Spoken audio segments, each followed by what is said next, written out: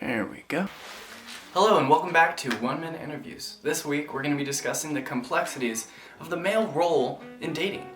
Are men less committal than women? Do women expect men to pay for dates? Do men feel that they are unjustly portrayed as overly aggressive in dating roles? All this and more we're going to be unpacking in this week's episode of 1 Minute Interviews.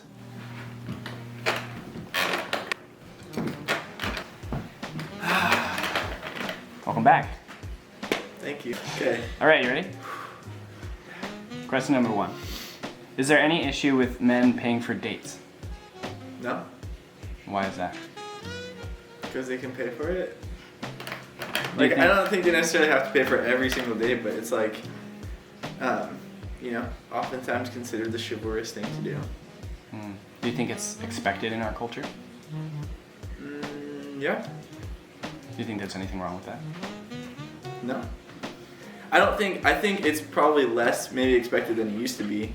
But I think even though people just think that it's not expected anymore, it still is. Like, people like to be like, women can pay for it too, but they still expect the man to pay for the first date. No.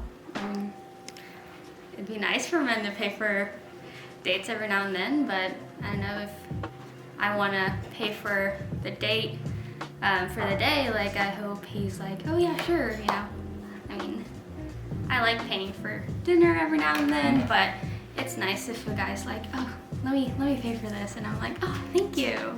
Explicitly, no. Okay, and why is that? Well, I think then you'd have to ask the question, is there a problem with women paying for dates? If you're trying to insinuate that there is a negative connotation with,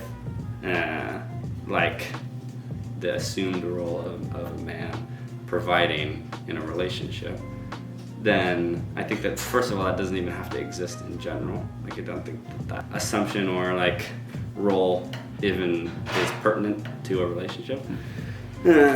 So I think that, no, there's not, but there's also nothing wrong with the woman paying for it, No, but I also don't think that there should be a stereotype of men always have to pay for the date.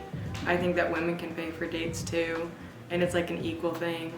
Like, if you go on a movie night, the man pays for the dinner, and then the woman pays for all the snacks and the movie tickets. It's Like in The Incredibles where she goes, you get the movie, I'll buy the popcorn. No, I like movies. I'll buy the popcorn. exactly like that. I think it should be equal. I think a man can pay for the dinner, but I also think a woman totally can too. Question number 2. Do you see the modern dating scene as hunter versus prey? What do you mean by that? In the sense that, say, a man approaching a dating site or approaching a bar, he is seen as the hunter character, and a woman is seen as prey. Yeah. I don't think that's been my experience, but I think that's definitely how it's portrayed in the media. I like TV, movies, magazines, books, modern fairy tales. Yeah, I would say that's the case. Yeah, I would say so. It's kind of like men pursuing women, in a way. Why do you think that is? I don't know. I just don't have the guts to approach men and hunt for men and be like, hey, but yeah, so I'd prefer if a guy would approach me, not necessarily hunting me, but just approaching me. Do you think most men expect that? I would say so, but I'm not sure. I can't really speak for everyone, but from what I could see, guys do tend to hunt for women. Yeah, I think some people do look at it that way. I think that's a very dangerous way for either gender or either partner looking at the dating, because I think you're going to run into an unhealthy and unstable relationship.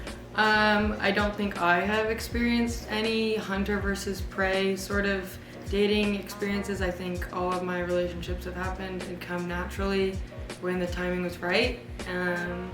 But I think a lot of relationships do evolve from a hunter versus prey sort of way. Question number 3. Do you think the idea of a committed relationship scares most men? I think there are people that I've met that do have issues with long-term commitment. but there are many people that I've met that do not have issues with long-term commitment. You think it's situational? Yeah, I think it's every single person I think is different, but I do think What do you think most impacts it? I think definitely like what kind of relationships you see growing up. Like if your parents have a very healthy relationship, I think you're less likely to be intimidated by a long-term relationship. And I think if you have either parents or maybe your grandparents or uncle and aunt are in a very unstable and very conflict-heavy relationship, I think that could make you more intimidated to get into a long-term relationship. Yeah. I don't think that's been my experience, and I don't think in my circle that's necessarily been the case, but in the world as a whole, again, I think that's probably how it's portrayed by the media. Men are made out to be very non-committal and only purely carnal, as they say. Yeah. So I would say overall, yeah, I guess. Why do you think that is?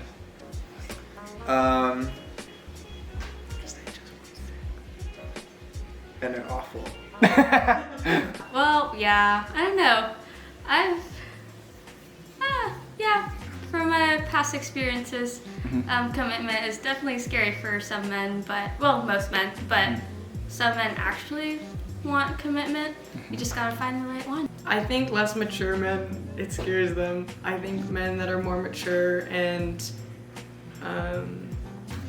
usually older, I think, are more ready for the serious relationships and settling down and like looking for someone that they want to spend the rest of their life with. But I think in my experience, a lot of like high school and even middle school boys are really just like, girlfriend, I don't care how long this lasts, like I don't want to be in something super long, I'm just in it for the physical stuff and that sort of thing.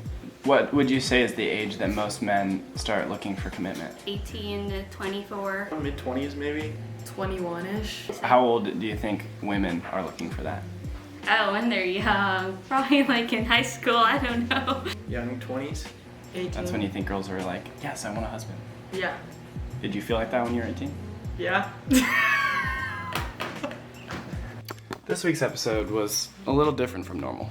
As opposed to most other weeks, our participants felt that their experiences were a little bit different than what might normally be assigned as normal. Both of the men didn't really feel like they fell under the category of the typical dating guy. This is interesting because I think most guys would probably say that they're not like all other guys when it comes to dating, and I think most women would probably say that they don't date guys that are like all other guys. This all really begs the question, what is normal when it comes to dating? What are these normal characteristics? Thank you for joining me for another episode of 1 Minute Interviews as we continue to dive into the rich and interesting area of the sociology of the family and relationships. See you next week.